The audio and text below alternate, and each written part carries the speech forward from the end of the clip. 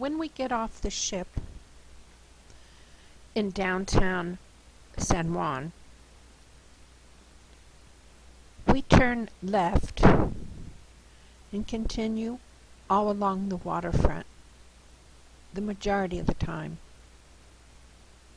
Mostly because it's a beautiful park along the waterfront, and there are a lot of trees and benches so you can sit down and rest, but also the beautiful views of the waterfront and the city wall. And if you ever get there, that's the way I would suggest you go.